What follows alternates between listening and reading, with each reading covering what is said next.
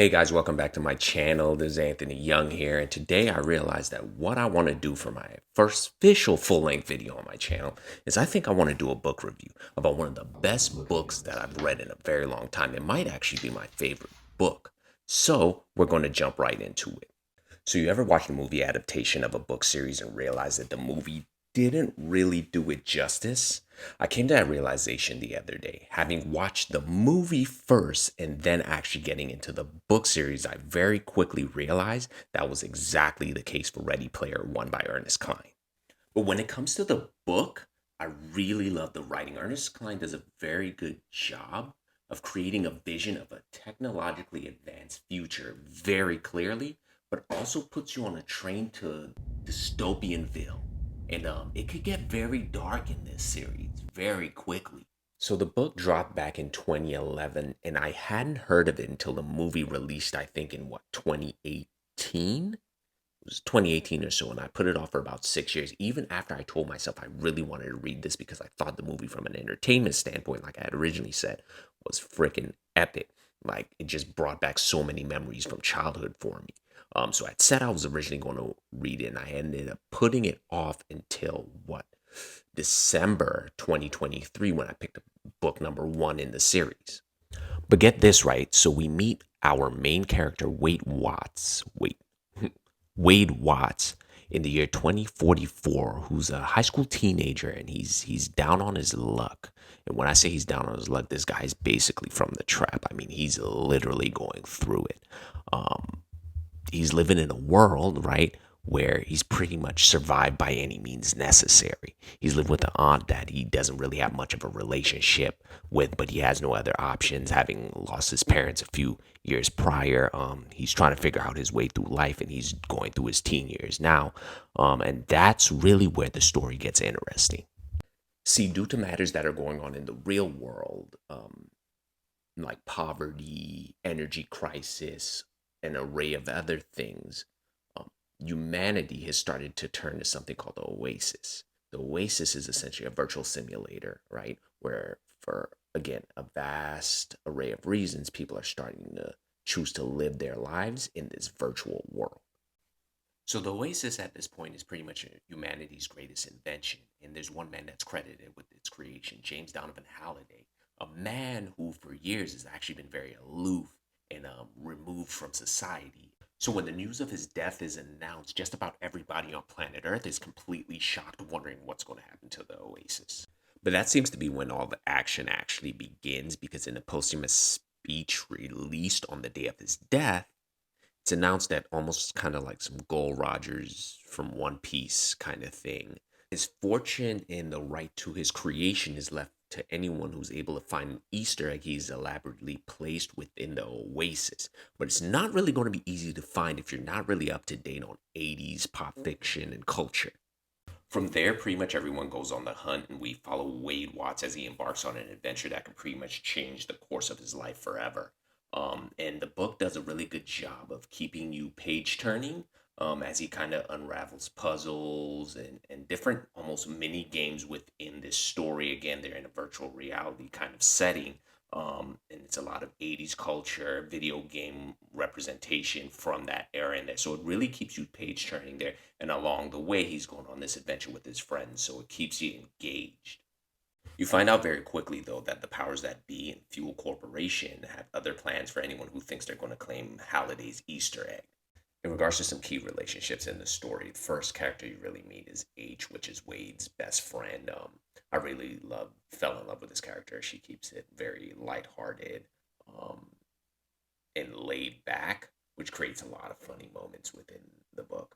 Then you pretty much meet Artemis, which honestly is pretty much the most badass character in the entire series. I'm just going to keep it honest with you.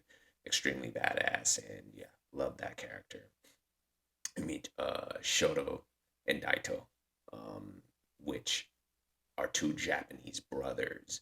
And I really like what the author did in regards to keeping the cultural aspects of what they do within the series, or at least in Ready Player One, intact in regards to Japanese culture, their rich history, their sense of honor that they provide to the story and their role that they play. So I thought that was really dope and unique. But these are some of like the key characters you kind of meet along the journey. But I feel like he does a good job of building them out, and building their entire relationship in relation to Wade, um, in a good way. And my overall analysis of it is just simply, without giving too much of the story and background away, is that personally I could connect with it a lot, from the Japanese anime references, because anime is life.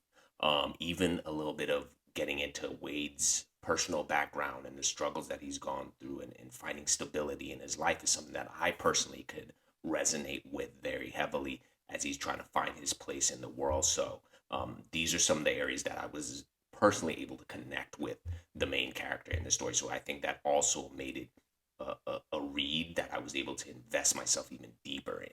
The author also does a very good job again of creating this vision of the future and this hyper reality world, that it sometimes can feel like we're heading closer and closer to, which at this point is pretty much inevitable. So I think it definitely paints a very accurate view of the future ahead.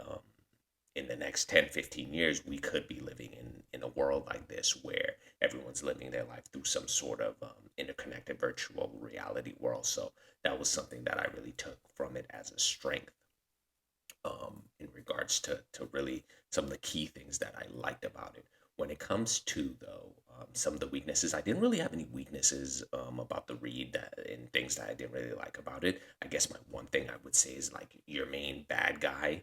I didn't really connect with him. I like to kind of individually find ways to connect with different characters. I just didn't really see his purpose in the whole thing, or that I don't know. He just seemed a little weak for me.